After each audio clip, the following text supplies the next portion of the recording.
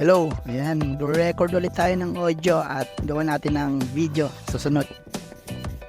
Ayan, ngayon hindi ko alam kung paano talaga natin pabibilisin at umaabot ng 10 minutes yung iba nating video.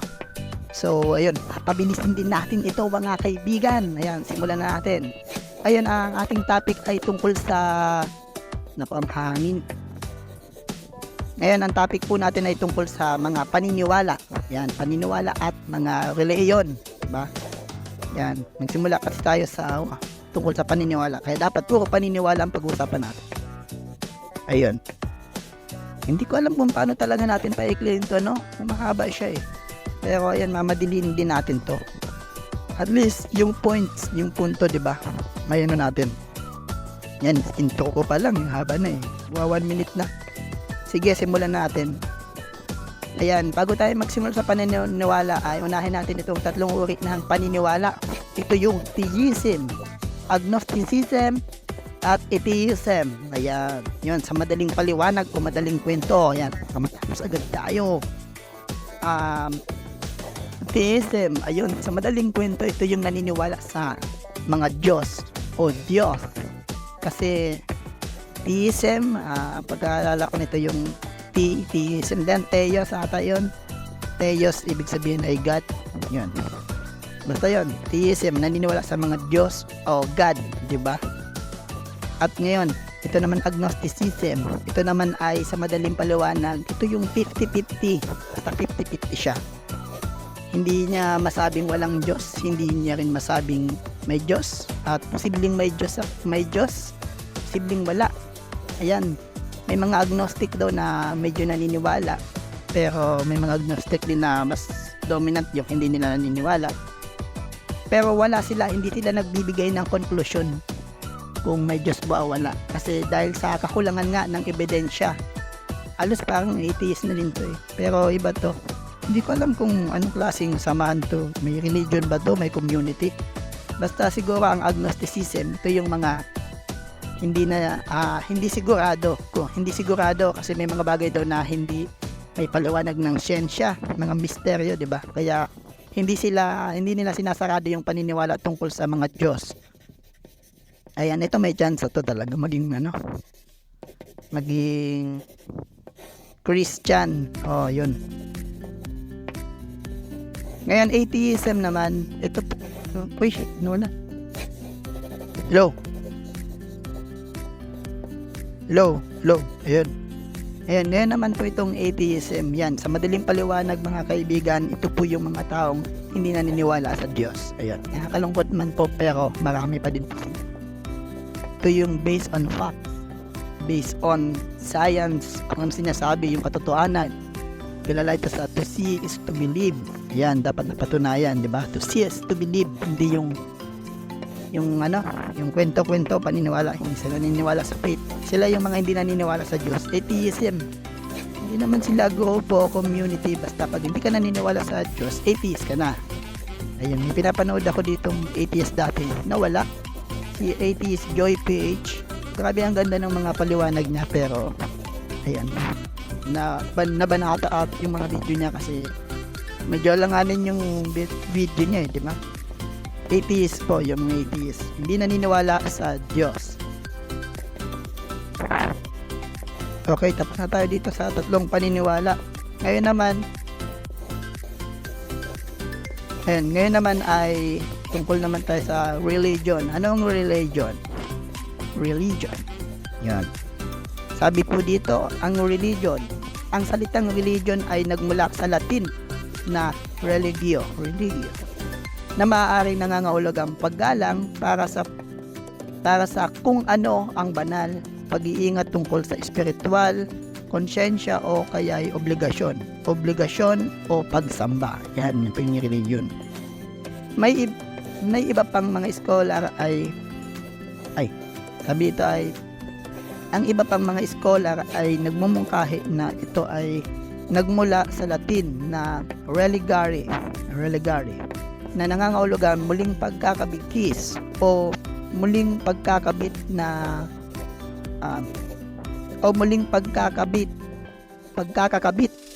na nagpapahiwatig ng pag-uugnay muli ng tao sa Diyos. Ayun.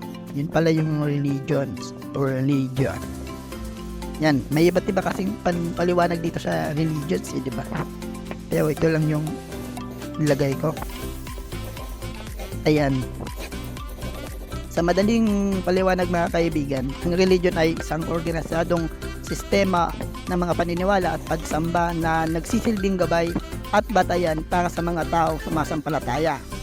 Ito ay naglalaman ng mga paniniwala tungkol sa pinagmulan at kahulugan ng buhay, moralidad, kabutihan, at mga salobin ukol sa espiritual na aspeto ng tao. Ayun, diba? So, ayan, pag-usapan natin itong 5 halimbawa o 5 kilala, 5 pinakamalaki at kilalang reliyon sa buong mundo. Yun, napakalaga ng reliyon, diba? Kagaya ng pinag-usapan natin nung una nating video tungkol sa paniniwala. Yun. Yan, ito yung 5 kilala na reliyon. Una, Kristyanismo. Pangalawa, Islam. Pangatlo, Hinduism. Pangapat, Buddhism. Pang-5, Judaism. Ayan, pag-usapan po natin itong 5. Yan, ito po yung basehan natin na para medyo makilala natin itong mga 5 relihiyon na pag-uusapan natin. Yun, ang gulo ko pala. Yan, dito ang pag-uusapan natin, ito yung nila, yung Diyos, yung pinagmulang bansa, yung founder nila, yung sacred text nila o yung banal na kasulatan o libro, kung ano man yan, at yung paraan ng kaligtasan nila. Okay, simulan natin dito sa Hinduismo. Kasi ito daw yung pinakauna. Yan, papunta tayo sa pinakaunang reliyon o pinakamatanda hanggang sa pinakahuling naglabas ng reliyon. Una, pinaniniwala ng Hinduismo ang una.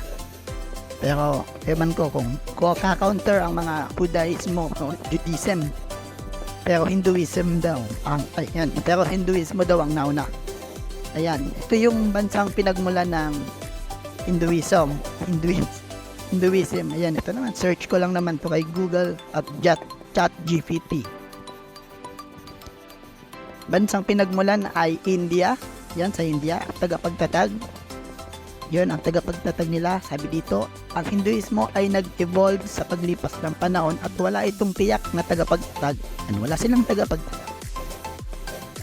Sagradong teksto, ang Vedas, Upanishad, Bhagavad Gita, Ramayana, at Mahabharata. Yan, ay ilan sa mga pangunahing teksto. Ayun, mga Diyos. Yan, ito naman mga Diyos. Iba't ibang pantheon ng mga Diyos na kabilang si Brahma, Vishnu, Shiva, Lakshmi at marami pang iba.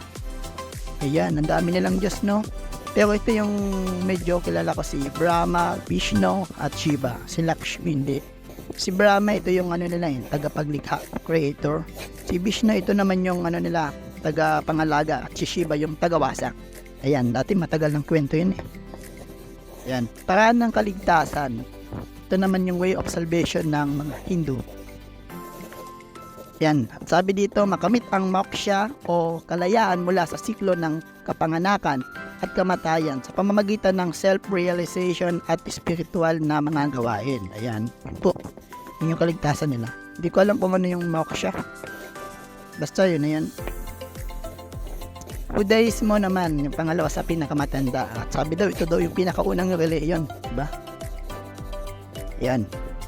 Bansang pinagmulan, ito po ay ang Israel. Yan, mga tagapagtatag, si Abraham, yan, Moses, at iba pang mga tauhan sa Biblia. Yan, sagradong teksto, Tanakh na binubuo ng Torah, Nevi'im at Ketuvim. Yan. Diyos, yan, monotheistic na pananampalataya kay Yahweh. Si Yahweh lang po, Jehovah. Yan, siya po yan. Paraan ng kaligtasan, pagtuon sa pagsunod sa mga batas at kautusan ng Diyos para sa katuwiran at etikal na pamumuhay. Yun po yung pagsunod sa kautusan. Parang apangit ng mic natin, ano? Sige. Ayan, hindi kasi ako nag-i-edit ng audio. Nilalapatan ko na lang ito ng video. Kaya kung ano po ito na yun. Buddhismo po. Pangatlo na ata. Buddhismo. Yan, bansang pinagmulan, India, tagapagtatag Siddhartha Gautama, na kilala bilang Buddha. Yan, sagradong teksto, Tripitaka, Pali Canon at iba't ibang sutras, mga Diyos. Ang Budismo ay hindi theistiko, yan, na nakatuon sa enlightenment at panloob na karunungan. Ayan, hindi sila naniniwala sa mga Diyos. Diyan sila sa enlightenment at panloob na karunungan. Ayan, medyo hindi ko pa alam ang ng Buddhism. Yan, paraan ng kaligtasan. Yan, ito po yung way of salvation nila. Makamit ang nirvana sa pamamagitan ng pagsunod sa eightfold path at paglampas sa paghihirap. Walang kung anong klase ito. Yan, ngayon naman, ito naman yung sa atin, di ba? Bias tayo, dito tayo sa Christianism. Philippines is a Christian country. Proud tayo, kaso nga lang sa pamumuhay o Christian living, di ba? Talagang Philippines nga ba ang Christian country? Ayun, mag-out of topic tayo. Ngayon, Kristyanismo. Bansang pinagmulan, Israel. Tagapagtatag, Jesucristo. Yan. Ang sagradong teksto, ang Biblia na binubuo ng luma at bagong tipan. Yan. Ang Diyos. Pananampalataya sa banal na Trinidad, Diyos Ama, Diyos Anak, Diyos Espiritu Santo. Ayan. Kilala po ito sa tawag na Trinity. Yan. Isang Diyos pero may tatlong persona, pero isa lang po ang Diyos. Ayan, way of salvation o paraan ng kaligtasan. Ayan, sabi ni Google o ChatGPT, kaligtasan sa pamamagitan ng pananampalataya kay Jesucristo sa kanyang mga turo at kanyang sakripisyong kamatayan. Ayan, okay naman po yung sagot niya. Talagang sa pamamagitan ng pananampalataya at sa kanyang mga turo at sakripisyong kamatayan. Okay, tama din Sangayon ako dito. Ngayon, Islam. Ito naman yung Islam. Bansang pinagmulan, Saudi Arabia. Tagapagtatag Propeta Muhammad. Sagradong teksto, ang Quran, yan. Ang Diyos monotheistic na pananampalataya kay Allah. Paraan ng kaligtasan, pagsuko sa kalooban ng Allah, pagsunod sa 5 aligi ng Islam, at paniniwala sa uling paghukom. Ayan, yan po yung paniniwala ng Islam. Hindi ko alam kung tama itong nasabi ko. Ano lang po, yung base ka sa binigay ni Google o search kay ChatGPT. Siguro tama naman. Ayan, kung mapapansin nyo, ang Diyos natin ng Judaismo, Kristyanismo, Islam, isa lang naman talaga yung Ama. Yung Ama natin, di ba? Sa Kristyanismo, tinatawag din ng Yahweh. Yun naman sa Judaismo. At sa Islam, siya din naman to yung Allah. Kasi Abrahamic God di ba? Pero, ewan ko, bakit magkakaiba at magkaiwalay ang mga, ito, pwede naman to magkaisa. Pero, magkakaibang paniniwala di ba?